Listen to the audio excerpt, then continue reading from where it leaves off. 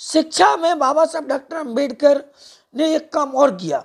उन्होंने समाज सुधार के लिए बहुत पत्रिकाएं निकाली, जिनमें 1927 में उन्होंने बहिष्कृत भारत नाम का एक पेपर निकाला, जिसके माध्यम से उन्होंने जो शोषित वंचित समाज के लोग हैं उन तक अपनी बात पहुंचाने का काम किया। उसके बाद 3 साल बाद 1930 में उन्होंने जनता नाम से एक पत्रिका निकाली। उसके बाद 1956 में बाबा साहब डॉक्टर अम्बेडकर ने प्रबुद्ध भारत के नाम से एक पेपर और पत्रिका निकाली। इन पत्रिकाओं और पेपरों के माध्यम से उन्होंने शिक्षा की अलग जगाई, राजनीतिक और सामाजिक चेतना को बढ़ावा दिया।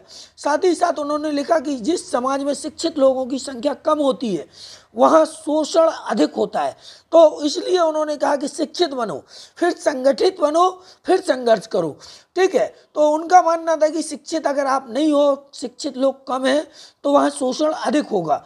ब्रिटिश शासन में शिक्षा के लिए उन्होंने बाबा साहब अम्बेडकर ने ब्रिटिश सरकार से दलित छात्रों के लिए स्कॉलरशिप यानी छात्रवृत्ति, अलग से विद्यालय और विशेष सहायता मांगी।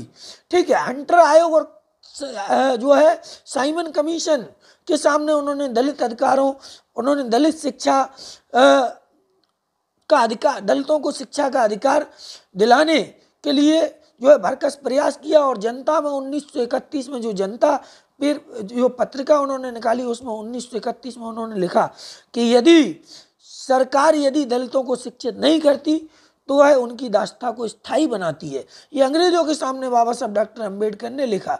उसके बाद व्यक्तिगत उदाहरण की बात करें अगर, तो बाबा साहब डॉक्टर अम्बेडकर खुद बहुत शिक्षित थे। बाबा साहब डॉक्टर अम्बेडकर ने विषम परिस्थितियों में शिक्षा प्राप्त की और सबसे पहले मुंबई के एल्फिंस्टन कॉलेज से उन्होंने शिक्षा प्राप्त की। उसके बाद वो कोलंबिया विश्वविद्यालय अमेरिका में पढ़ने गए।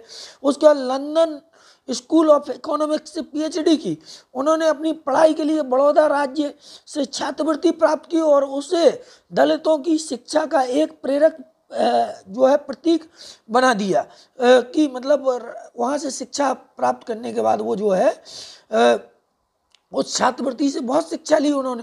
उसके बाद उन्होंने लास्ट में लिखा कि शिक्षा लो, संगठित हो और संघर्ष करो, यही सामाजिक परिवर्तन का मंत्र है।